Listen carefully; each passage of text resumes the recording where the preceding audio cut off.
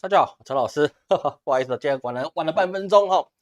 还好，首先说一下哈，那个我们全国人的八字盘呐，在上周礼拜四礼拜五啊，老师有改版了啊。改版状况之下，那它有比较大的特色，因为我们过去的八字盘呢，在排盘的时候啊，给各位提供的都是比较倾向什么呢？倾向是用电脑的，因为这过去的时代嘛，你知道，那就是用电脑的。然后电脑状况之下呢，其实看都 OK 啊，排的也算是仔细啊，也都是算详尽的。那呢，这个东西啊，随着时间的推移啊，现在你用电脑去看这个盘呢，不容易了，因为它本身是用 JavaScript 的这个语言去做的。那你在看这个盘的时候啊，就会发现它那个在字体的时候，我们没办法更改大小，因为它是写死在里面的。那这个是现在大家既然很少用电脑，大部分除了上班以外啊，那都是用手机或者是平板，所以说很需要的就是什么呢？需要的是我们的一个中高龄的45岁以上的朋友啊。大部分按照正常的生理曲线都会有老花我也有老花了，对不对？我来照顾一下我自己，是不是？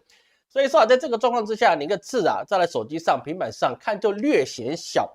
那比较年轻的朋友或是你视力保养好的朋友或是你本身有近视的，你就比较没有老花困扰的朋友你会觉得过去的好像比较习惯。对，我也觉得过去的我也看得比较习惯。那但是呢，为了是说我们的那个同学很多都是年纪大的可能就50岁、60岁、70岁，老师最高的同学是94岁。所以是说那个看那个盘他得到电脑前面，不然他看不清楚。那根据这个想法，老师把它做了重新的编写然后配上一些现代的一些语法，所以我们把现在的八字盘应该算是可以在市面上应该不，我没看过其他的盘可以放大缩小了我没有看过其他可以的，但是我的可以放大缩小。就说呢，手机上看你觉得字太小，就把它拉大就好了可以把它拉大那个没有问题。那如果是说呢，你觉得手机拿出来的时候它会有个问题，就是说每一个人手机荧幕大小不一样，所以是说它会有一些字会重叠。怎么解决呢？很简单，你横过来看就可以了，好吗？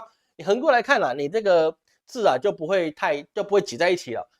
任何手机应该除了 iPhone 1、2、3、4代之外，然后现在我还用 iPhone 4以下的，我也蛮佩服你的。iPhone 5了，iPhone 5以下的我还蛮佩服你，还用到现在的。现在都已经17了，你已经用10代了，你就放过它吧，好吧？换一只新手机。那基本上你只要把它横过来基本上它就会自动变比较宽。那你用 iPad 或者是用其他平板也是一样如果直的你觉得太小，横过来它也会自动的适配就说符合各种荧幕的大小。当然了，不会演的因为我在写的时候因为这是我独立写出来的，所以是说写出来的时候我是在电脑写的，因为没办法，那个 coding 那个字也是挺小的，你知道吗？所以我眼睛也不好，所以说就必须用电脑去写电脑去看。所以说有些东西我是把它写成可以适用于手机跟平板。那只是说我在测的时候我是最后才去测手机。那当然有些字会交流连在一起，这个以后我们在改版的时候会去做处理。好，那只要横过来就没事了都好看。那也可以放大缩小，缩小的不用了，就可以放大。那有同学就在说这跟之前我们的八字班用的那个盘比较不一样这个我也有深切的反省的一件事情。但是呢，你该怎么去想呢？跟我们教学的比较不一样，那是过去的东西对，我们还是要看未来去看。那因为我们的老板里面会有流月这是我忽略流月我没有把它列出来。那这个过一阵子吧，好吧，过年前我把流月加进去，就是你当年这个过了这个立春之后，你当年比如说2025年、2026年那现在12个月你的流月是什么？那这个要不要这么做呢？我想一下好不好？到底是以这个月为基础，然后找未来的12个月呢，还是说以当年的1到12月来看？好吧，这个你让我想一下。那之前有所谓小运这个事情用不到比较少用就没有了。那这次有个东西是空网，空网我这个程式写好了。结果呢，前2天有同学提醒我说：“哎，老师，空网怎么看不到？”哎，我也觉得为什么看不到呢？因为他要写的程式是非常多的计算一个八字盘它的细致度是非常高的这是真的，好吗？那这一次说老师里面有做一个基础的合化，就是说呢，你这个人也用神你有喜神、用神、闲神、酬神跟忌神。这个东西其实各位就不用太认真去看了，因为每一个派别他对喜神、用神，还有这个什么闲神，还有酬神跟忌神这5个是比较不一样的算法我只是举一个中间值的算法，那跟我们自己的门派可能也是有点出入，但是我不能都用我们自己门派嘛，对不对？那所以是说呢，我们就用中间值的地方算喜用神。那基本上用神的概率正确率是比较高的。那你只有那个忌神忌神跟用神正确率是比较高。那你的喜神喜神、闲神跟酬神这3个是比较有争议的，因为一般来讲只有用神跟祭神，哦，那你多另外3个神啊，那其实是有争议的。那这个我们去看。那还有说我们有元天罡测骨歌啊，就是测你的年月日时加起来是多重啊，几两几千啊，那个我们就看看就好了哈。因为元天罡测骨歌是过去一个比较简单可以去算你这个人大概什么命的人，那准不准呢？我只能说了，这个就是当做游戏就可以了哈，你不用认真去看。那这个老师尽力的去更新了我们现在这一版的八字盘了，那只是希望是说让大家在学习路程上，或是想研究状况之下，那不会因为你的视力或是因为任何的设备影响啊，导致没有办法使用啊，这个是老师的初衷。那未来还会加强啊，毕竟我煞费苦心，我真的是煞费苦心，我很认真跟你讲，真的是煞费我的苦心，这熬干了我的血汗。那可能各位觉得大家很多人都有，那是因为他们有几套是源自于他们一些固定的去改的，其实基本上是不多的。那么你要去排之后，你最重要是神煞、纳音、12长生这个东西啊，你要把它算对哦。那个其实是一个很复杂的东西。最简单就元天罡测骨歌，因为年月日时都一样嘛，是不是？所以说啊，这个东西是煞费苦心，那没有赚钱啊，这个没办法赚钱的东西，我只希望给大家能够去了解，好吗？尽量去用。好，那我们不做废话了哈。那其他问题我们等一下再讲。首先呢，我们看到这个月啊，我们发现了一件事，就是说前2天啊，就是这个习近平啊跟川普他们开始在这个韩国啊去会了面。会了面之后啊，老师在贴文之中有跟各位讲他们的一些变化。那在这个变化之中啊，我们看到啊，其实美方啊基本上可以说是重大的挫败，因为它的关税啊，不要说对中国了啊，事实上我们等一下后面会讲到，对大部分的国家来讲啊，你基本上你都没有得到什么样的好处哦。这最大，现在目前为止啊，美国实施这个对等关税最成功的国家是有的，而且是非常高的关税。那是哪一个国家呢？中度印度。中度、轻度、印度，轻度、中度、重度跟印度，印度是最重的，跟它的那个卫生表是一样的哈，因为印度是最重的，它现在还有50%的对等关税。但这50%的对等关税会不会造成对印度的一个重大伤害呢？其实说实在的有，但是也没有伤害这么大，因为毕竟印度的东西出产本身就是粗制滥造，就本身就是比较低价的东西啊，有些东西也是必需品，所以说呢，即使如此啊，印度受到了创伤啊。是没有这么高，没有这么高，因为它本身的一个东西的一个单价卖出去的价格就不高，所以说呢，它只是少赚很多钱，但是不代表它一定会亏钱，好吧？所以在这个状况之下，我们看到，中国在这个地方他们拔回了1成。那是另外一个地方，各位要去注意到了。我们第一个主题，当然就是说，中国在从他们的10月份啊，尤其是9、3阅兵之后啊，到最近这1、2个礼拜，应该可以说这2个礼拜啊，各位可以在国际版的抖音，或者是你在其他的一些各大媒体啊，你有关心到亚洲局势的，你不是只困在你自己的那个区域你的新闻里面的话，你会发现到啊，其实中国现在对台湾的工作啊是非常深厚的。哦，它包含了不只是说他们的一个24中全会哦，它的中全会里面已经特别讲的是说这个和平统一就统一这个东西是必须要达到的事情，祖国统一是必须达到的一个事情。这个东西的宣誓其实我们上周讲过，那是非常严重的一个事情，代表是说他一定要启动，他一定要去做这件事情，而且现在所有的媒体都开始去推波助澜的不到1、2天可能就发出一个消息，就是新华社啊。或是小华，或是各个地方的公安网啊，或是政令委员啊，或等等之类的，会不断放出来对台湾的工作。那前2天也在宣布是说，台湾可以到福建去申请身份证。申请身份证这个东西呢，其实这个东西其实对这个中国本地人他们自己也不清楚，他们只能说台湾领身份证。事实上这个他所谓身份证应该还是居住证居住证。那上面有没有身份证字号呢？其实台湾在中国的居住证很多人是在中国去落地生根嘛，他们在那边要申请账户或是要工作久了之后其实还是需要有他们的居住证你在搭这个火车、公车、飞机或者是这些需要门票的地方是比较能够进去的，但是不是全部其实我也觉得他给台湾做居住证这个东西其实我就觉得他应该只有是搭车比较方便其他地方基本上比如说我主机有在买中国阿里云的一些设备他们也是不让台湾人，甚至是说也听说了，听别人说那个客服也讲，那居住证也不行这是我自己不知道因为我是用台胞证而已嘛。所以说我也不知道他到底行不行。但是呢，这个老师的贵客是说啊，基本上对台湾的这个居住证啊，也没有什么太好的一个便宜可以占啊。我是觉得，对啊，如果你真的要做台湾做工作啊，其实你就应该等同的啊，让台湾的这个居住证等同跟内地的本身你的权益是一样的，那你才发这个居住证才有用嘛。但是老师问过很多在台湾，在大陆居住很久的一些贵客啊，基本上居住证其实它的公用性啊，其实没那么高，就是看起来是一样他们的身份证，但实际上啊，其实你前面的好像前起码好像是83开头还是几开头，我忘记了。基本上他们看那个身份证，很多验证都不会过，很多验证都不会过啊。为什么？因为你是台湾的居住证，所以我觉得这个做一套跟说一套，我觉得可能要他们还是要再多加努力啊。是不是说真的可以一视同仁？我觉得这个有争议啊。但是呢，这个积极的状况是在做的，说是中国可以领他们的身份证啊，其实不是现在才有的哈，这过去一直以来都有去登记他们的一个居住证的一个状况。好，那是因为我没有在那边居住嘛，所以我就没有去申请。所以在这个状况之下，我们要知道是说，现在中国对台湾呢，它的一个态势是非常明显的。那在讲推背图之前呢，因为我们今天是要重新温习一下推背图，但实际上我们要去看一件事情，就是说，现在这个状况啊，是不是中国它已经要去做这样子的威慑呢？因为现在我们看到它很多的演习，也是针对台湾的一个现实的地形。各位你要去注意到哈，之前一个我们的于将军啊，于北辰于将军啊，他有说那个共军上岸啊，因为有红绿灯，而且没有这个什么 Google 的 GPS 啊，说解放军会迷路。就在这个事情啊，他们也做了对应的，也就是说，他们透过他们的卫星啊，把台北的所有这些地形地貌直接拍出来到网络上给你看，包含军事设施，他直接用卫星拍给你看。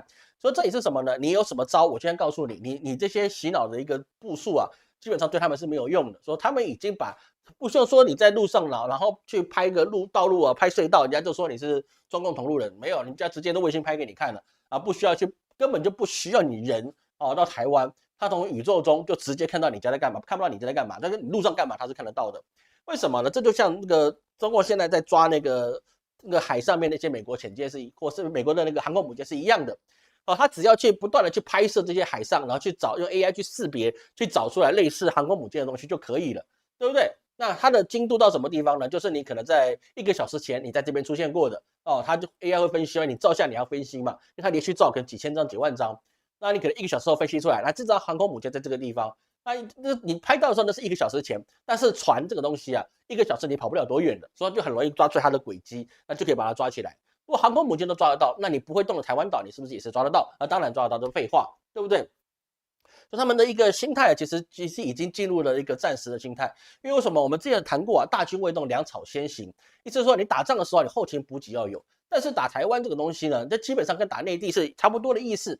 我说一个简单的事情好不好？很多人觉得打台湾很难，的确是不容易。但是跟过去这个打新疆来比起来打台湾是比打新疆还要简单的。为什么？因为它整个腹地来讲，新疆是一个就是荒漠化的地方啊。过去他们去收复新疆的时候啊，它其实难度是比收台湾还要来的高的。为什么？这个等一下我们讲到历史就知道，当时施琅怎么收台湾的，康熙怎么用怎么样的政策来收台湾的这个我们等一下可以讲。那所以说我们今天呢，我们当然就趁势我们来讲一个故事是什么呢？当然就是我们的这个推背图。推背图啊，已经两三年没讲了3年没有讲了。对不起真的抱歉我们3年没有讲这个推背图了那个为什么呢？没为什么，实在是觉得没什么意义了因为那都已经未来的事情。那推背图啊，当时我们讲第10项的时候是2019年我们讲的这个东西当然就跟我们的两岸统一是有关系的那它第40项啊，我应该各位看得清楚嘛各位看得清楚，图放很大各位应该看得清楚，因为上面字比较小，我是直接从维基百科拿出来的，这不是我画的，好不好？我先说明老师很懒，所以说这个东西我从维基的什么文档里面我截图出来的，所以说不是我做的，好不好？这不是我做的。所以说这个推背图上面第40项就讲什么呢？癸卯，癸卯不是前几年吗？没有了，那癸卯它是顺排的啦。你看它下一个，这个是癸卯，它第41项就是甲辰甲辰甲辰，然后好像不是差不多的意思嘛？对，甲辰、癸卯、甲辰，然后乙巳，这12项是乙巳，靠腰不是现在吗？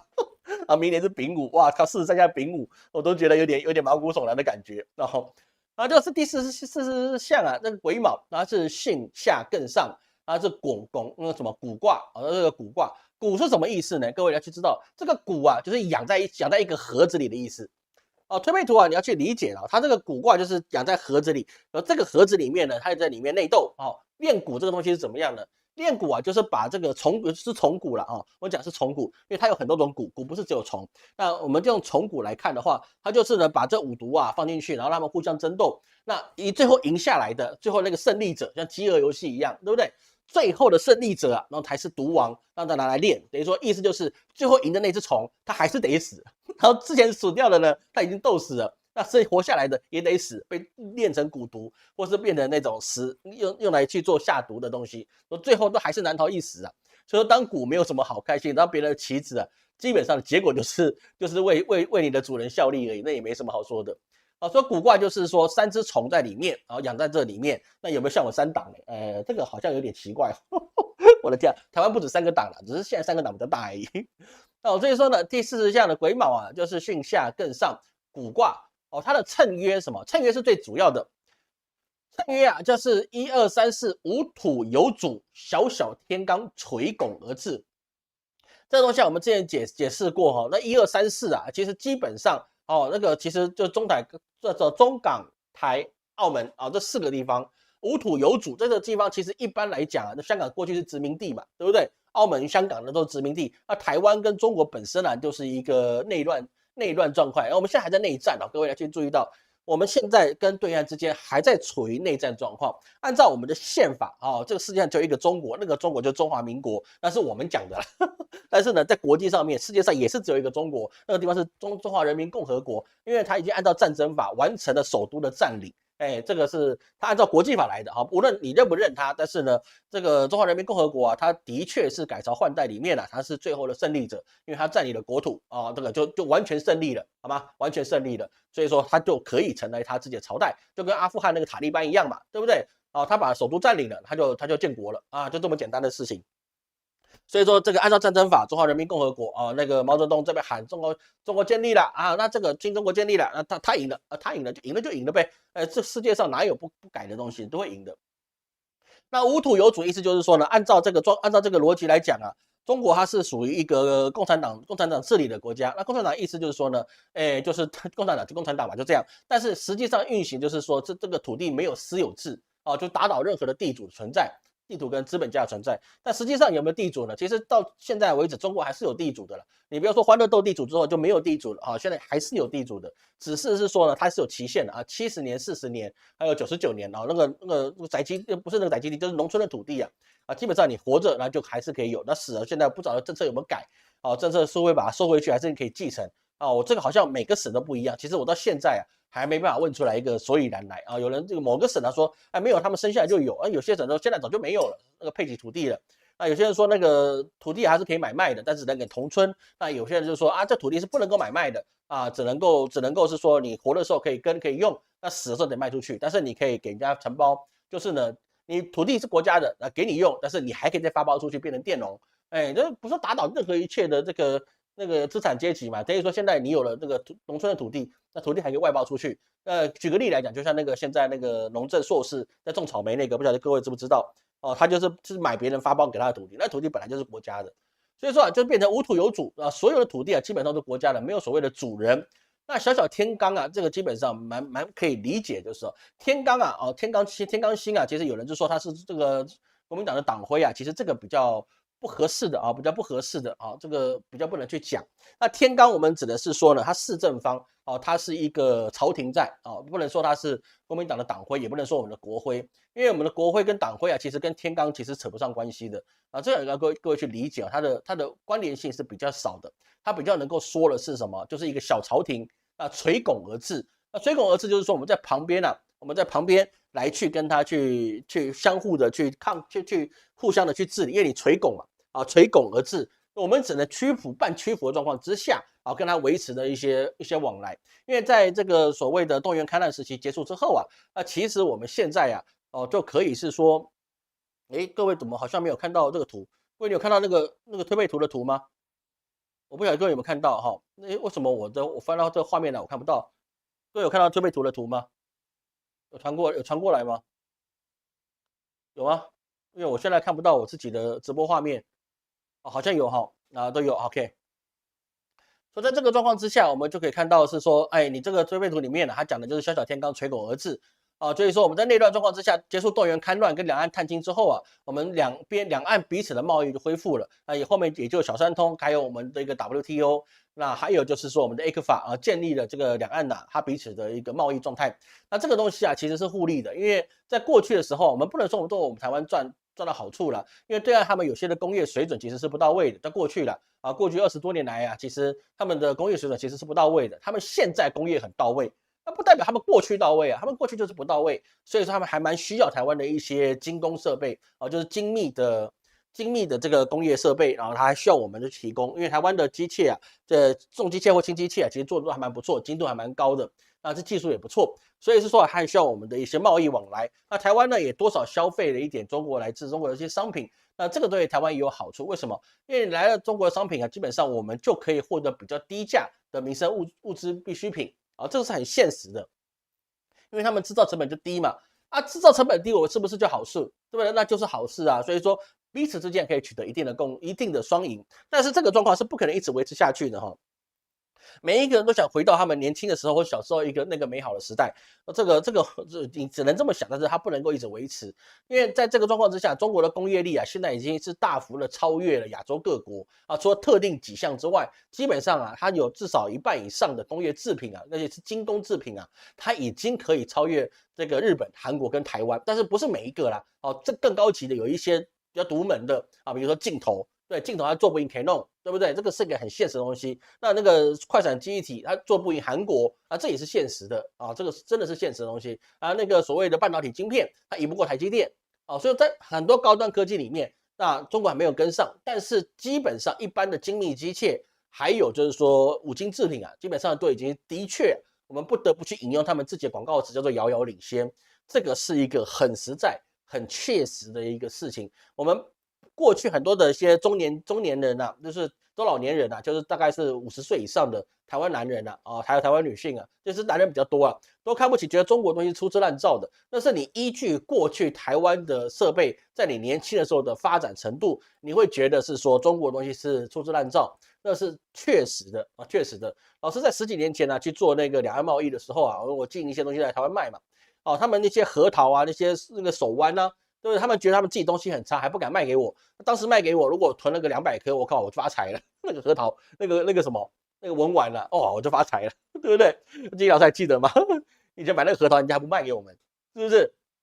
当时如果买就发财了，但他自己不愿意卖，那就是因为是说他觉得他自己东西不好。所以在这个状况之下，现在中国已经够强了，强到是说我们没办法垂拱而治，因为他要的时候就是他要，那就没有什么太好说的东西。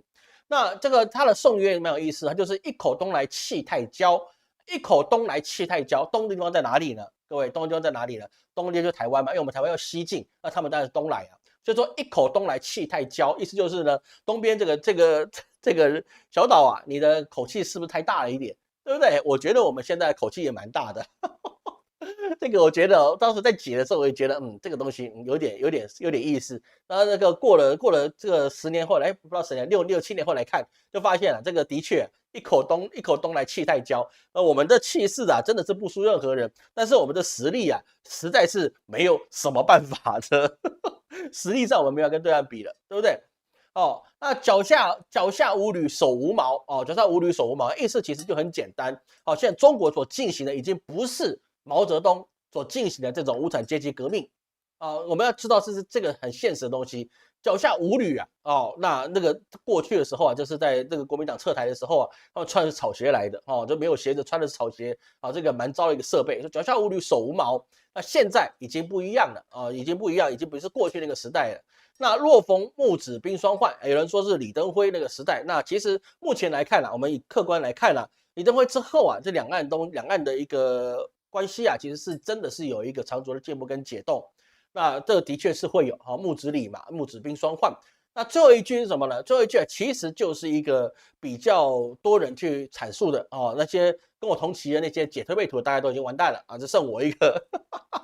就是什么呢？最后一句大家一直在争议的就是什么？生我者猴，死我雕。各位，这个东西是很有意思的东西，好吗？这个意思是很有意思的东西。生我者猴，各位，生我者猴的意思就是诞生你这个国家的时候，它是猴。啊，侯有人就说孙文，孙文我还是一句话，孙文他只是临时大总统，他从来我们伟大的萝莉控，不是伟大的一个国父孙中山先生，他从来没有掌握过我们中华民国的实权，从来没有。大家在这个72烈士革命的时候，他在外面他在外面玩，对不对？不要说玩了，在募款，对不对？他大半辈子都为革命去募款。你要说他参战什么东西的，他还真没办法，因为他就是一介文人，他长得身高才多高啊，是不是？他也没办法，他这2件事，对不对？那个去搞革命叫别人去送命。第二个就是说呢，专门去娶好朋友他女儿，对不对？他老婆都是好朋友的女儿，14岁你也吃，我也觉得这是一个人才，你知道吗？但是他的建国方略的确是非常的有想象力他建国方略的确是有想象力的，所以说他只能算是一个时代的参与者，你不能说他缔造者，因为他没有兵权，他从来没有这个能力去做真正的革命。真的去革命的人跟他都没有什么关系，只是不知道推谁出来当代表人的时候，他这个人远离战场的永远是对的。加上他有给钱，所以说呢，我们就称他是说精神上的领袖。孙文的确是有募到不少款的，对不对？还有真的是有募到款了，你不要说他只会打嘴炮，他也真的是有募到不少款。那该出来去演讲的，他也去演讲。只是各位你要知道，这个过去的兴中会同盟会要去演讲的其实都跟韩国瑜当时在选总统是一样的，每一场大爆满，但是每一场都差不多的人在，懂我意思吗？韩国瑜那时候大家在选总统的时候，场场大爆满，对不对？那个乘着这个贪食蛇的车龙，但是呢，从一开始到最后结尾都是那一群人。这唱过一拜，我也真的觉得我也拜在他手上了。就变成是说主要同群人，所以是说呢，那个当时的孙文他在香港演讲的时候，或在其他地方演讲的时候，大概是这种状况。去的每次都高朋满座，每次都人声鼎沸，然后每次去的都那些人真的有替换的可能不到10%。所以你说他能干嘛呢？他其实是不能干嘛的。所以他生我者侯就不是他。所以老师以历史的角度，以所有的角度，我还是认为生我者侯，他指的就还是袁世凯，他的名字就是袁了。两岸猿声啼不住，你不会说他不是侯吧？对不对？所以他姓袁，所以说生我者侯，他是第一任中华民国总统，也是第一任那个中华帝国的皇帝，也是最后一任中华帝国的皇帝。洪建帝知道84天就嗝屁了。所以在这个状况之下，就使我雕使我雕是谁呢？在7年前很多人就跟6、7年前很多人跟老师去争使我雕，意思就是什么呢？中国会亡于美国。我说不可能，绝对不可能。因为雕嘛，雕说是美国的那个什么，他们有那个美国鹰嘛。那各位要去记得一件事情美国鹰这个东西它的鹰并不是他们的这个所谓的国鸟那是现在川普所定的才是。一般来讲，它只是一个徽章而已，并不代表说它只是具有美国精神，但是你不能硬要说它是国徽。但就算是国徽其实还有好多个国家也是用鹰来当做这个他们的国徽。所以说生我者侯，死我雕，来取代我的这个主体是什么呢？所谓我主体当然就取代我中华民国的主体的，那就是雕。那雕的话呢，是不是美国？你说美国打掉台湾吗？那是不是就不合理？也合理因为其实我们也是被美国打到现在，这失去联合国的地位，然后又打到现在，他妈的就买了一大堆的那个 F16战机，没有一台送到，买了几十台 F16战机，到现在一台都没有来，对不对？我们买了好像60台吧，还是多少台的 F16战机，我们花了这个几百亿，然后呢一台都没有，连毛都没有，那个螺丝都没送来。你说这个搞什么？我也是觉得美国是搞什么。之前还有台北大轰炸，那也是美国人搞的。使我雕，你说中华民国死在美国人手上，我倒也觉得这些同行他们讲的也不冤。中华民国的确死在美国手上，但是中华人民共和国不可能。你光看今年的发展，你就觉得你这些人在去讲这个美国会把中国给吞灭掉，你觉得他荒不荒谬？现在用时间来证明嘛。有些事情对这种称言就讲你这样去讲，你是不是就真的是用时间可以证明很多事情？所以我当时在吵的范围之中，我就跟各位讲，那不可能，美国无论如何都不可能有能力去灭亡中国。那现在的确是可以这么讲。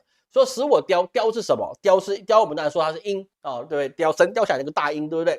那雕这个东西呢，它就是有羽毛的鸟，所以是说呢，习近平他的名字上面的习字按照这个繁体中文这上面是羽下面是白羽白那就是海东青。那我就认为中华民国未来就会亡在习近平的手上这个是我这个2019年所做的一个判断。那现在各位认不认同？我觉得这个是有待参酌啦。但是目前为止，似乎我当时预言的一个范围就是2019年的前5年，2024年的前5年跟后5年，也就2019年到2029年之间的两岸会统一。那以目前状况来看，那有没有这个可能？基本上应该可以这么讲哈，我应验的概率机会是比较高，意量概率会比较高。当然有人说我这歪理学说天梁复也可以也可以，那个也是无所谓的，反正嘛，就是讲故事讲古嘛，对不对？你要信就信，你不信那也就算了，那也没有什么太大的差别。所以说在实际上我们要看到时代的演变之后，我们回头看看历史。历史上台湾的确是被中国去收复过的，那是什么时候呢？那当然就是康熙时间。那康熙状况之下，各位讲说，康熙那个时候啊，他那个军队跟现在不能比啊，那我们就看他怎么去做的。其实康熙收台湾这件事情并不是瞬间达成的，他基本上在三藩之乱前就已经宣誓要收台湾了，所以前后的时间高达20年，20年了康熙收台湾，从开始决定要去招抚要去把台湾收回来，到真正收回来花了20年的时间，并不是一触可及的，并不是一下就可以做到的。因为在后面又爆发了三藩之乱，三藩之乱郑经是有参与的你不要看小说那个什么这《鹿鼎记》对不对？那个电影《鹿鼎记》不是还有那个谁武功高手去跟韦小宝去打嘛但实际上的确这个台湾的郑经郑成功的儿郑经他是有参与这个三藩之乱的，他有带兵打到从福建上岸，然后呢一直加入他们的这个战争。但是其实是打是呢加入打，但是是因为彼此之间对这个占领的功勋还有他们的一些战利品还有一些分配利益的问题造成的困扰。所以说三藩其实在广东、福建耿精忠跟侧格爽这个耿精公这个地方他们产生了争议之后他就那个郑经就达不到好处赔了夫人又折兵。那个整兵折将之后就退回来了一个金门、厦门跟澎湖、台湾这个地方，台风金马这个地方。那退回来之后那个他自己也是积劳成疾，而且打了仗也很累，所以他就去嗝屁了，见他爸了，见这国姓也郑成功了。所以说在真正要去决定收台湾其实是公元的1681年。1681年那个时候，康熙觉得是说我三藩之乱已经结束了，接下来我要对的是准噶尔那边的叛乱，那么我就必须有一个财富粮饷稳定的地方。那么想一想，之前三藩之乱的时候，我似乎有看到这个郑经来去帮忙，那这个时候我是不是该把它收拾掉会比较好呢？因为军队是这样，你主力不能来来去去，你也防御是一件很痛苦的事情。你也不知道敌人什么时候会来，说打防御这个事情是很困难的，尤其是这种海盗类型的事实上是这个样子啦。因为其实你在海上海盗这基本上都是百姓嘛，那你要去做劫掠的时候其实对沿海的经济是有很大的影响的。那之前在那个明朝的时候日本的浪人也是变成海盗来去劫掠我们这个沿海诸省，造成了重大的伤亡。最后也是因为有那个谁突然叫戚继光还是谁的他去把他打退了。所以说我们要看到他这实际上他要决定要动武的是1681年，他决定收复台湾，就是说我要开始进行这个活动了。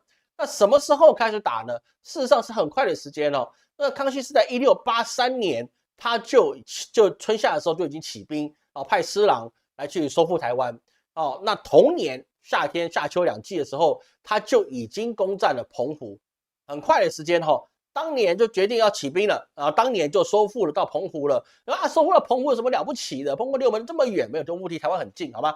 你坐飞机只不到1个小时，你就可以到的地方。那澎湖是很近的这真的是很近的。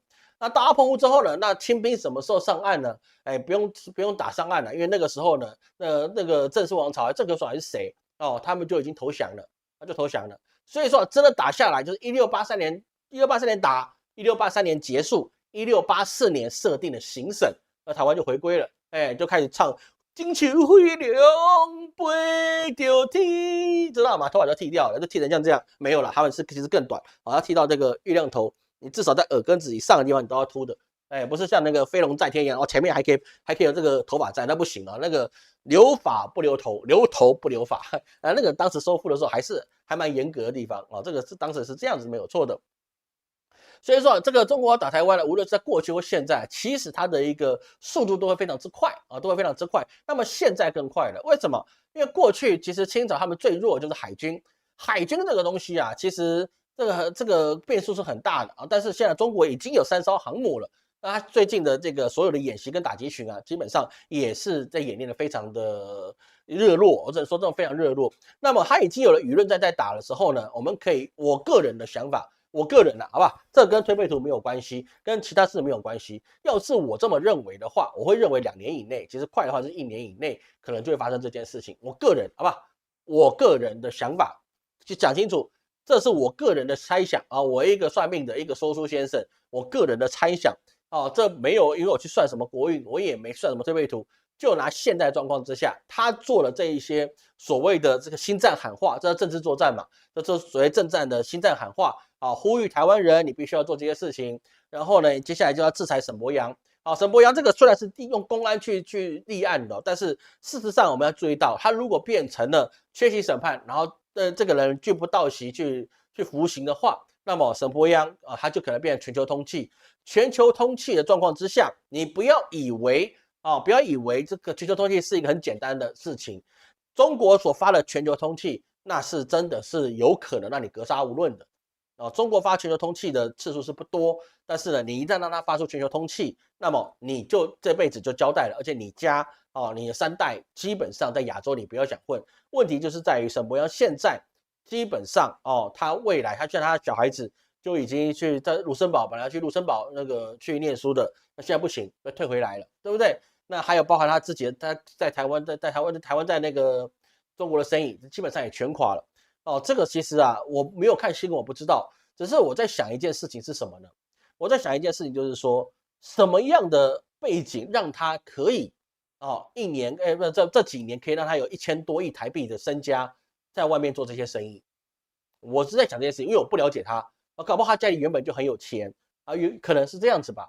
他有什么样的实力可以做出那个所谓的港口公司？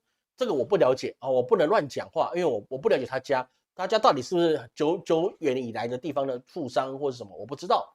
但是就拿这一次的立委，他就是列民进党不分区第1名，我也觉得为什么呀？你今天如果征召陈文茜，陈文茜以前是民进党员嘛，对不对？还是叫郭正亮，我觉得还有道理。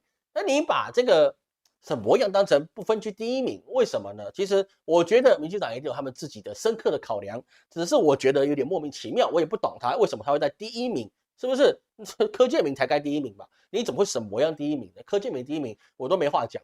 那接下来这几年来讲，他有1000多亿的资金，那去干这些事情，1000多亿1000多亿我也不晓得为什么他有这个能力呢？还有就是说，他给了几百万美元去做游说，他哪来这些钱呢？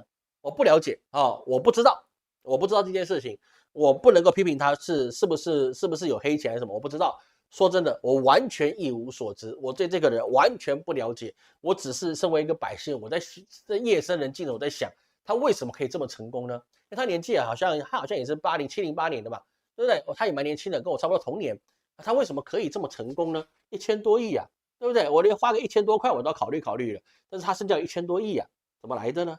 这个我们是要研究一下他的成功历史的。所以在这个事情状况之下，有的朋友说他是不是无法出国？这个可能不止这么样的简单的事情不止那么简单的事情。一个人在这个社会上你要运作，你是需要很多很多的关系网。像这种状况他已经不是关系网的问题了他是你整个道路都被封杀完完全全都被封杀，顺藤摸瓜，很多事情会越来越多。那你今天一个沈伯洋，明天是不是会有更多的人去做这件事情？这个比我年轻42岁好年轻这么年轻的人，你看。不过年轻这么多哎呀，都真的是佩服他这么成功的年轻人我真的也佩服他，他怎么办到的呢？对不对？他爸为什么那么有钱呢？为什么我爸干了几十年，他都没有他爸的1%有钱呢？不是，我爸都看了我节目，他会生气？应该也不会啦。70几岁老人家，应该也不会那么生气所以在这个状况下，我们就会明白其实很多事情我们不知道他为什么突然这么有钱？可能他生财有道吧，对不对？那这个东西变成全球通缉或是其他关系网在做的时候，我们要去明白沈伯洋事件你要去知道，就是说他如果被他的孩子被这个卢森堡的学校踢退这个录取名单，那么我们就可以证实一件事情，就是中共的影响力它其实不是只有在亚洲，到欧美国家你也别想去了，欧美国家也别想去了。今天他哪怕他可能只是到其他，比如香港肯定是不能去的。你假设你是出使到，无论到夏威夷，好不好？你都有可能被抓，都有可能是被抓的，因为这个东西他不需要给你汇报行或不行，他的事情也不会告诉你行或不行，他只要抓到就可以了。孟晚舟不就这样搞的吗？对不对？孟晚舟那个时候还是美强中弱的时候，所以孟晚舟被抓起来了。那现在是美弱中强，那有没有可能把他抓起来当成礼物送给习近平呢？有没有可能？这是有可能的事情哦，这是有可能的事情。说他这个状况，他的所有的一些生财道路都变成了可能会比较激进的一个状态啊，这个我们要去注意。如果是在这个地方去推演的话，哈，那基本上会不会有其他人接替他的位置？我觉得比较难。那但是呢，我们就要看他们为了自保，他们能够做到什么样的状态呢？因为说这个时代上，我不是在影射他，我只在说，当一个穷寇在做的时候啊，他可能就严重的反扑。我没有说狗什么急什么跳什么强的，我没有这样讲这个意思哦。那我就说穷寇莫追哦，但是呢，一旦追到底，他就会把我们当成是说他的武器之一，有没有这个可能呢？因为他说他跟台湾人都不怕啊，没有我怕，你知道吗？你不要制裁我，我都没饭吃了，对不对？我是下了脂肪之后都没有其他人了，这都没有其他的钱了。所以说呢，这个东西我们去注意哦，很不容易的一个事情了，好吗？好，看各位有什么问题哈？这雕会怎么安排啊？雕基本上是习近平，我认为是习近平的，就这么简单。澎湖海战历史剧是这样，也是意思有所指，的确是这个样子是没有错哈。这个的确是啊，包含他们的吴石将军啊，我们的叛国贼啊，吴石将军啊，或是其他的剧，他们都在做百姓的粮饷，就是说他们让他们知道必须要做。一旦知道他们的粮饷在他们的舆论战啊，其实各位也是知道，中共的发家史不在于他们的兵强马壮，你不要看断剑啊什么这些很慷慨激昂的哈。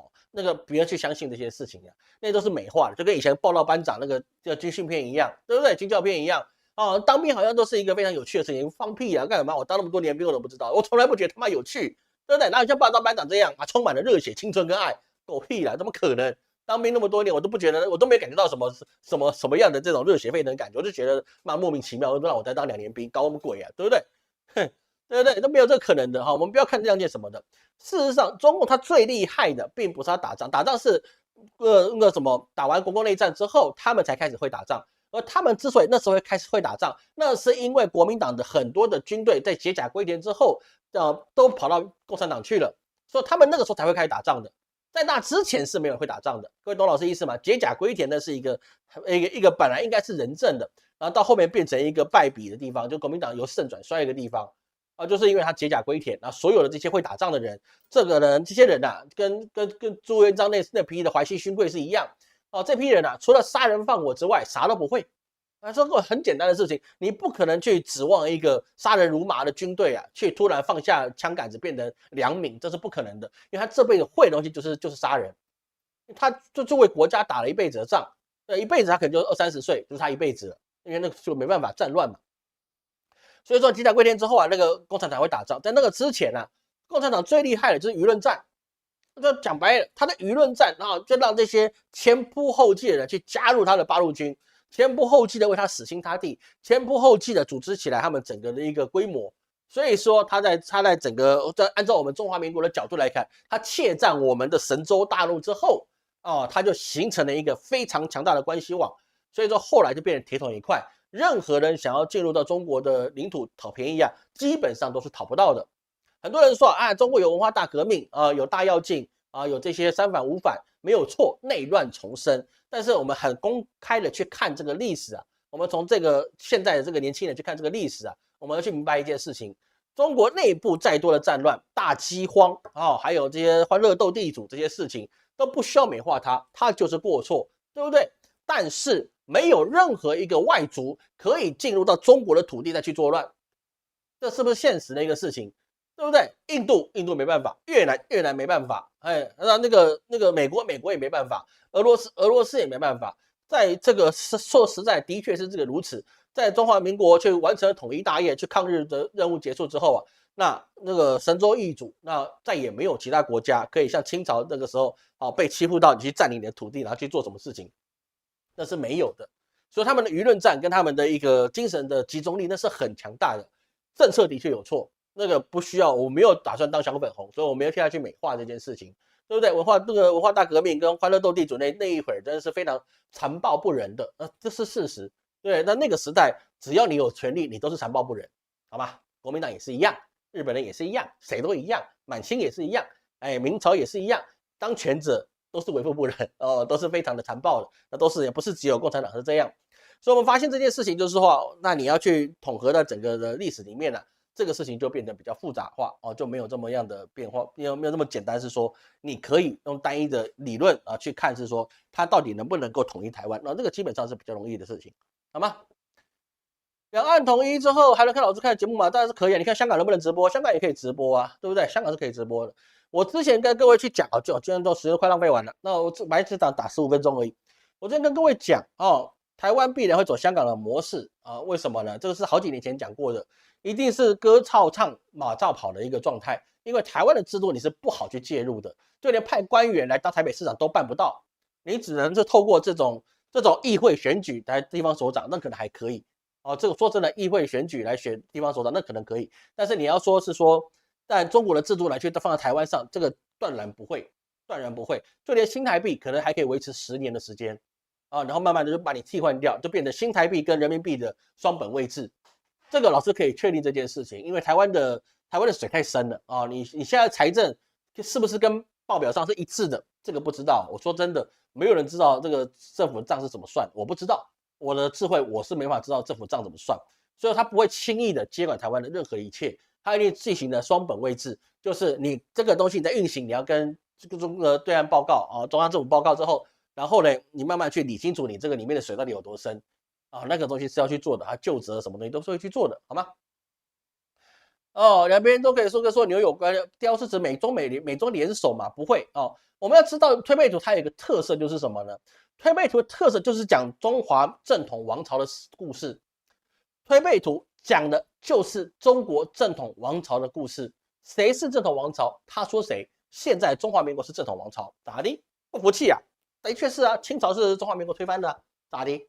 就是这样啊，对不对？所以这个是一个很现实的一个事情，他不会讲外国的事情，他就讲中华民族当家做主的是谁那就这么简单，好吗？文化大革命，学生斗老师不止呢，那儿子都可以斗老爸了，对不对？香港也没有真正选举，那就会这样子我觉得未来就是议会制，议会去选举地方首长的状况是比较高大陆不受外力侵入之后，颜色革命没门的确是这个样子这个我们要从历史的公正角度来看那中国你要受到这个外侮的状况，至少在共产党手上是没有发生过的一个事情，这至少它也70年了嘛，没有这么容易的事情。你知道香港现在选举要拿到3会提名之后才能去选，还知道哪个上是不是选出来，那个不重要，因为我说白了吧，你就算给你选举，台湾都有选举，台湾这个所有市长，还有这些议员，还有这些总统都是我们直选的，那请我得到什么好处了？我就问你嘛，你要跟我谈制度，我没办法跟你谈这个制度，因为我没有从制度得到任何的好处嘛，就这么简单的事情嘛。我选了总统，总统会听我话吗？不会啊。我选了市长，市长会听我话吗？我选了这个立法委会听我话吗？不会嘛，对不对？不会嘛。我选谁都一样，那只是选举的过程，好像我决定了，但是我实际上我什么都没办法决定。我决定了什么？你告诉我，我连明天做午餐我都不知道了，我能不能决定了？我得听金英老师的，他要吃什么，我只能配合他吃，对不对？那我都还不能决定我明天午餐吃什么。是不是？那你说我能决定什么？这个所谓的民主，它本身就只是一场戏而已，你什么都没办法决定，你什么都没办法决定。你以为你选出来人照你的话去做吗？有吗？你拿出了你自己的智慧跟良心去讲，你选出来的人真的是照你的想法去做事吗？没有嘛，没有嘛。所以现在只有 AI 当政，AI 当政，它才会真正的以养畜生的状况去养百姓，那才会有这个状况，好吗？来，我们继续下去这个讲完这么讲太久，不好意思，各位不好意思所以说我们在看这个台海两战之间其实基本上是可以拟定的，就是说基本上会统一了我个人认为2年之内，最快1年之内可能就有这个事情可以达成了。那实际上我们在看另外一个就是 APEC 状况之下，APEC 状况之下基本上还是中国做话事人因为他要经过习近平他在决定要声明要推动了区域经济一体化，他要彰显中国在国际上多边舞台的积极作用。所以说我们之前有提到一件事，就是说中国他现在要大宗贸易的时候，他都要求你要跟中国做大宗贸易，你就必须使用人民币。对，就这么简单的事情。那现在在这个习川会之后他们也做另外一个决定是什么呢？你要跟中国购买稀土，你必须也用中文，而且是简体中文。不要小看这件事情你这个通关文书，还有你这些所有的往来的货币，你基本上我敢讲这一句话不要说我小粉红了，我就跟你讲，我讲很实在一句话，大宗贸易跟你稀土买卖都必须要中文，这叫什么？这叫服从性测试。就听清楚了，我讲的这叫服从性测试。你愿意听他的话啊，用人民币结算，然后呢，用这个所谓的简体中文做往来，这叫服从性，代表你抚养我中国的威势啊，这个是可以去理解这件事情。各位，你要去看这国际事情的时候，你要懂得用冷血的方法去看，这叫服从性测试。只要你遵守到我的规则，那么这个以后就是我话事。就像美国当时用它的美元来去做国际货币的结算啊，石油必须用美元来结算，这就是服从性测试。那中东他同意了，哎，你服从了，那以后就变成石油美元，所以说美元就极快速的成为了世界货币。各位懂老师的意思吗？很多事情我们从这个历史上就可以看到结果。那过去在盛唐时期，在唐朝最强大的时期，世界贸易一半以上也都是用唐朝的通宝，就是他们的铜钱来去做计算的。唐朝的盛唐时期是强大到现在连美国都不敢说他有办法跟盛唐的时候比，全世界几乎没有任何一个国家可以跟盛唐的时候在那个国力的影响程度来得高。你这盛唐时期就已经快到欧洲了，你知道吗？盛唐时期真的就已经快到欧洲了。那个唐朝时期都快到欧洲了。你像什么泰国、缅甸、辽国、柬埔寨、越南，都是中国的领土，你知道吗？李白他就不是中原人了，那李白就是好像是吉尔吉斯人吧，对不对？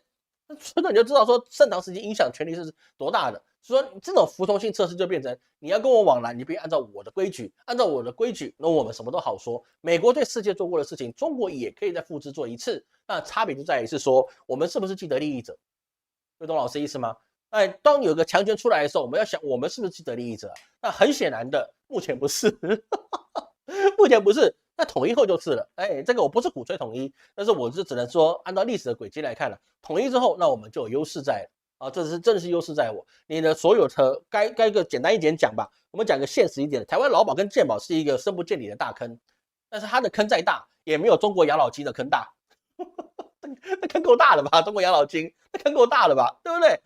哎，那3000、5000、1万的养老金的领的人多了去了。你知道中国多少老人嘛？惊死你！我告诉你，上亿的老人要去领这个退休金，那个惊死人的状况。我告诉你，那个别开玩笑，他们养老金是巨大无比的黑洞，那跟任何国家都是一样。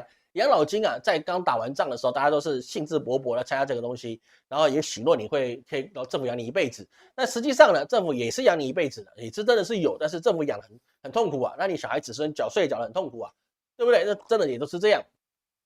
所以说这个服从性测试之后啊，整个经济啊会慢慢的往中国去靠拢，因为大宗贸易你必须要这个人民币。然后目前你是稀土要用中国的文书，但后面你跟中国报关的时候，他可能就慢慢就要求你使用中国的文书，那是一步一步来的。现在就稀土使用中国文书，那后面你也需要慢慢使用中国文书去跟中国报关，那这个事情就变成常态，对不对？像中国的那个太空站。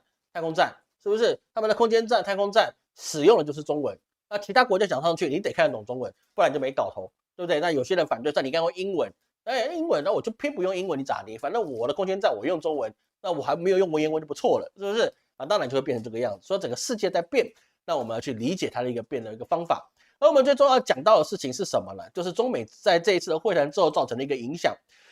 美国这次啊，基本上它已经取消对华的关税的91%的关税啊，不是91%而已，是说它91%增加的关税都已经取消了，就开始延后，所以说也是暂停加征的对等关税中的24%，所以说目前只保留10%的关税。那中国给它的回应也是暂停反制加征关税的91%啊，这大家对应的嘛，还有24%的对等关税暂停90天，美国也暂停90天。那保留到目前为止相对于美方的10%的关税，所以说呢，这个东西啊就一直不断延迟下去啊，你到最后只能不了了之。所以老师之前跟各位在讲这个中美贸易战这个所谓的对等关税的时候啊，老师有跟各位讲过，他最后一定是延来延到后面不了了之。那现在结果是不是有点类似？因为至少在今年你是不了了之嘛，因为它延迟3个月后都已经跨年了，对不对？那我的目的就达到了，对，就跨年了，连立春都快到了，是不是？所以说啊，基本上他就会容易不了了之，原因就是他没有办法承受这么大的一个状况。这个我讲话都有记录的哈，我之前跟各位讲，他会不了了之，原因就在这里。但是它的芬太尼的关税啊，对的芬太尼的关税啊，其实还是会有一些争议在啊。当然，中国也愿意配合芬太尼的一个问题。那芬太尼啊，基本上也不是中国进口的，那是走私。走私其实美国走私军火算不算在内呢？这有些事情就是争议啦，就台面上我们就得这么讲，实际上我们也不能这么讲。所以说，我们可以说是在美国的关税啊，无论他们的法院有没有是说川普是不是违宪啊违法，那基本上他的关税只剩下轻度、中度、重度跟印度，就是印度留下来之外，其他国家基本上受的影响已经没有这么大了。包含什么呢？包含就是说你在欧洲啊，日本，因为日本它就15%的这个对等关税，对不对？就日本15%，15%可不可以接受？目前为止是可以接受。韩国呢？韩国也是15%，欧盟也是15%，差不多。那个是很多的商品啊，我们只能加权平均，大概差不多都到15%了啊，不是每一项都15%，有高有低，都不一样的。那加拿大呢？这次因为他惹毛他了，说加征10%。可是为什么加拿大可以加征10%呢？我们要知道为什么加拿大加10%的原因，是因为加拿大还有80%以上的外贸的，包含了木材或者钢铁这些东西啊，80%以上都是依靠美国。它基本上呢，美国就是它的基本上最大的买主，也几乎是唯一的大买主。所以是说呢，美国要对他做什么，加拿大只能认。加拿大人很不服气啊，那就无论是加拿大变印度化，就印加省也是一样。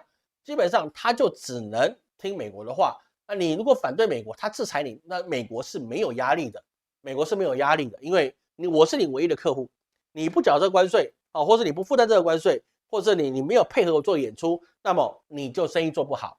所以说任何东西啊，鸡蛋不能放在同一个篮子里面了，你要风险分散了。其实这个事情啊，值得我们的在历史上不断的借鉴。比如说中国明明可以跟那个俄罗斯单一的去进口大量的天然气，但他不要，他宁愿跟美国跟那些其他国家还有中亚地方去买天然气、原油，伊朗买原油，中东买原油，跟美国也买原油，等等状况之下，他也不会按照一个地方去做。原因就是因为你要分血分散，你当有一个唯一买主出现或唯一大客户出现的时候，你等于是受制他人啊。这个状况其实可以看到是说加拿大它在这个策略上最省事，但是也最完蛋啊，这个完蛋。所以说呢，台湾你是不是应该多元化发展啊？早就该做，只是我们没有做。现在你在讲新南向，其实也没有什么作用了，因为我们竞争力基本上都已经消失了。所以目前为止啊，整个这个对等关税，除了印度之外，少数国家维持高税率啊，还包括台湾这高税率之外啊。其他的对中国在内的大国家基本上都呈现大幅的回调，所以是说他原本的希望通过关税来赚大钱这件事情啊是有达成的，赚了1000多亿，但是呢实际上也是赔了几兆，一兆多的那个举债支出，所以说他这个白染一水，赔了夫人又折兵的关税战，基本上他已经没有办法有再战之力了。各位听清楚老师讲的。美国对于关税基本上对于全世界已经没有再战之力了，因为它是4月用到现在半年的时间，已经验证了关税这个东西是没有办法威胁到有实力的国家，就包含连欧洲他们也没办法威胁，只能维持在一定的数额之内谈来谈去到最后大家都不退让的状况之下，它只维持在一定的数额之内，你是没有办法再进一层。那日本换用多少东西就换得跟美国的这个低关税15%的关税，但是现在只有变成中国反而只有10%的关税。那么请问日本，你宣称要投资5000多亿，然后又这个让那个让之后，你还有15%的关税，中国唯一的就是我都不让，它只有10%的关税。那这是不是把这些这个日本啊、欧洲啊，还有这个韩国啊，愿意配合美国的国家，狠狠的甩了几个大嘴巴子？对，那真的是甩了几个大嘴巴子。所以说，只能看高市早苗啊，他能不能从这个游戏中醒悟，他有没有这个智慧醒悟？要知道，日本的优势啊，其实对于美国来讲是很有影响力的，因为日本很多高科技的备品跟料材啊，是美国所需要的。那你有没有这个勇气去坚持你自己的底线？那这个其实是考验高市早苗，好吧？这个是一个蛮现实的事情。所以说，中国原来34%或是100%那都是现在只有10%。欧盟、日本15%，印度50%。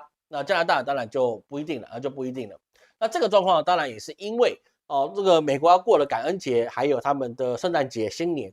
那如果不降关税呢，那美国的经济将会成为一滩死水。那现在会不会降价呢？其实也不会，但是它可以确定是不往上涨不往上涨。那不往上涨，那你已经停止了关税了，你为什么不降价呢？因为没有降价的必要，因为已经可以测试到你得买，你得消费。那我商人为什么要降价？我不如我先赚起来，以后他如果临时加税的时候，我还有一些收比，我还有一些预备的钱可以去缴这个关税，对不对？所以说，即使降关税到10%了，真正会降价的是不高，但是唯一差别就是所谓的小包裹这个问题啊，小包裹这个问题基本上是免税的哦，所以说美国人还是可以透过这个拼多多的海外版，它还是可以买到便宜的东西哦。说这个东西是蛮有意思，我们可以去理解整个游戏过程之中啊，跟我们年初的预测是差不多的。美国是没有办法从关税中讨到任何好处，历史上任何国家使用关税壁垒，你就只有智商800，然后损敌没半毛。这基本上这已经是定论了，高关税从来没有达成任何胜利的案例。各位听老师讲了一些这个意思，关税壁垒在任何的历史上面都没有达成过它的胜利的目标。那过去胡佛不可以，大清朝办不到，那川普老先生当然也办不到。各位懂老师意思吗？好吗？好，看各位什么意思，各位什么问题，我还是要看一下。台湾特别行政区，我认为的确是如此哈。台湾当下投票是主人，当下投票我也不是主人啊。我说真的都没有。李白出生地叫碎叶城，碎叶城是中亚那边的，我记得好像是吉尔吉斯了，长得很游牧也什么游牧民族化哈，但是他很有钱，你知道吗？一辈子都来做事，你说他家有没有钱？他家很有钱，所以说没有那么有钱，你当不成诗仙。诗仙是因为你很有钱，所以说不用问生活烦恼，你可以吟诗作赋。没有钱的人，你只能唱水手了，对不对？唱水手什么？他在风雨中还有痛，为什么？哎，这个怎么社畜只能唱这首歌了，好吗？柯文哲自己能力，柯文哲没有未来的哈，这个我们看到现在，其实柯文哲是没有什么未来的，他能够安度晚年，我就觉得他很棒了，好吧？安度晚年我就觉得很好了。这边主老师有一系列讲解啊，这个谢谢哈，感谢你还记得哈，不过那个看来我很害羞，以前的品质不是很好。上次香港这事情跟老师讲内容什么关系？这我不是很记得哦。反正选举就选举嘛，大家可以表示意见，那个没什么问题的啦，好吗？那没什么问题的。推背图减三保险，张居的这个我不懂哈，这个未现身人，这个台湾到第40项就没有了，好不好？第40项后台湾就没有了。在后面讲到的就是中国改朝换代的事情，那是可能60年后的事情。第41项应该就是所谓的改朝换代了，好不好？那个就算是中国，它还是会改朝换代的。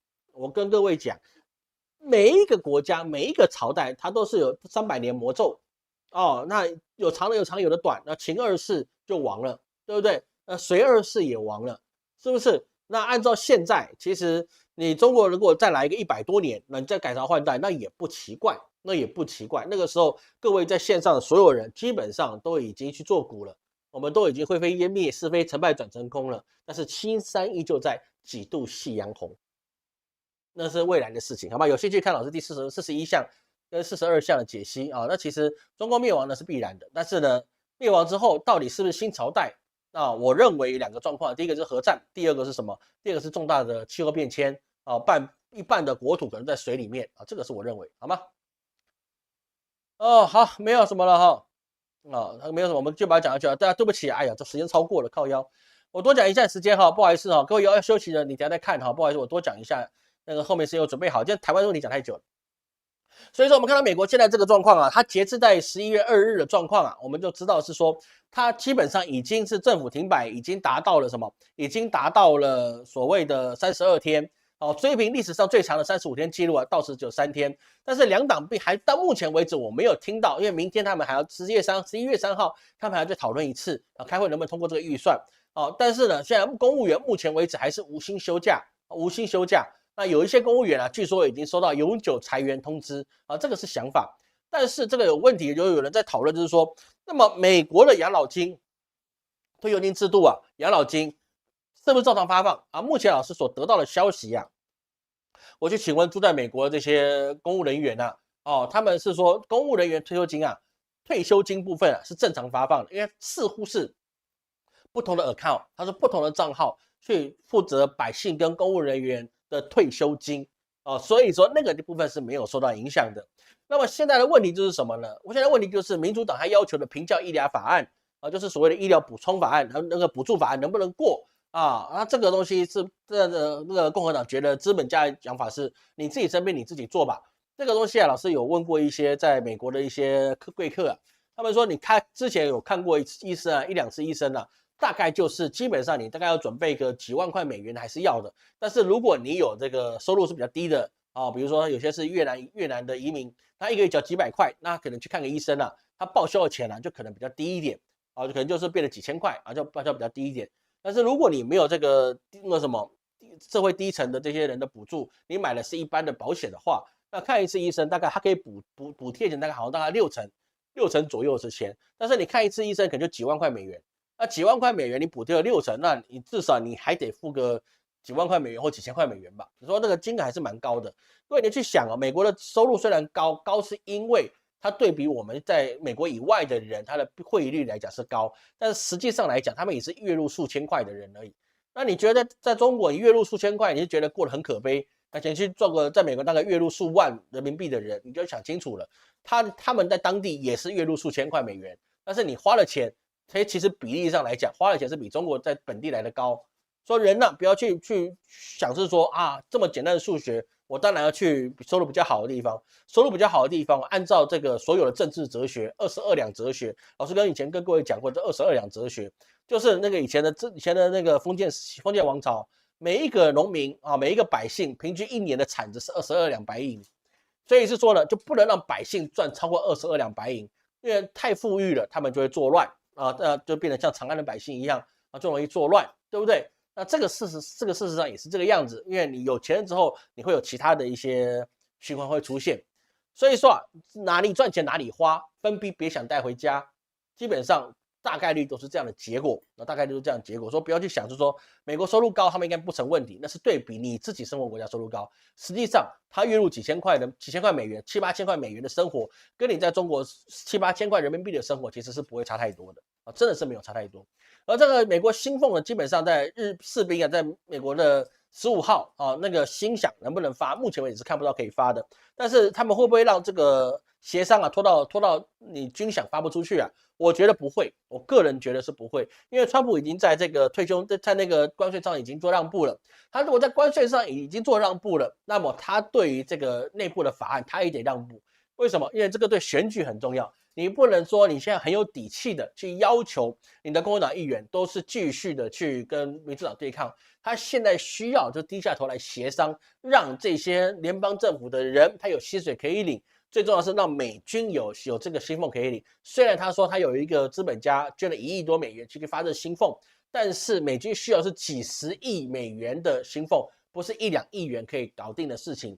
所以是说，川普他现在已经愿意对中国低头了，他回头来应该就是要处理内政。所以老师估计啊，基本上他会对这个民主党的包裹式的那个医疗法案呢，基本上还会通过，然后赶快让这些百姓啊可以得到这些所谓的那个国家机关的帮助啊，这个是会有的。那另外我们可以确认第二件事情就是所谓的食物券。我们食物券在上个礼拜所讲的，就是它可能会有数百万美元。然后他会数百万的美国人，然后他因为没有食物券造成的一些社会问题。那目前老师所能够得到的，知道是在11月1号的时候，在这个所谓的这个福利停发的最后时刻，罗德岛的州联邦地区法院做出裁决，他让美国农业部必须动用60亿美元的应急资金去支付11月这些百姓所需要的食物券的福利。为什么？因为这个法官是认为啊，如果你停发了这个食物券啊，你会造成史无前例的社会性无可弥补的损害，这个是肯定的。元朝为什么会灭亡？因为朱元璋被逼得没饭吃，所以说他开始反元，就这么简单。任何一个国家，这个朝代被推翻，就是百姓觉得我他妈过不下去了，不弄干死你，我根本活不下去。所以是说明朝也是一样。明朝的制度昏庸啊，这个真的是朱门酒肉臭，路有冻死骨，对不对？那个士兵也拿不到军饷。明朝不能打不赢大清朝的原因是它的最大的原因是因为它没有军饷，没有可用的士兵，所以被大顺朝一打击溃啊，这个是最大的主因，好吗？最大的主因在这里。所以说，美国现在遇到这样的问题，如果连百姓你吃饭都有问题，那么真的是苍天已死，黄天当立，他所有的政治棋局都被推翻。那美国就陷入一个重大的一个内乱，所以说呢，这个法院判出来这个事情啊，代表说他的食物券基本上是会继续发放的。那这样子我们可以确定啊，在这个寒冬腊月的时候美国的百姓餐桌上面还是有可以换来的一些食物。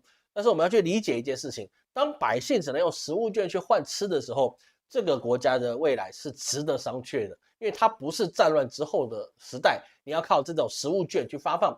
日本也有这样所谓的粮票那中国也有粮票、布票。那国民政府说也有所谓的金元券、粮票、布票这个状况去换，那个是在战争时刻你迫不得已的一个配给制度，但是呢，最低的去满足百姓的生活需求。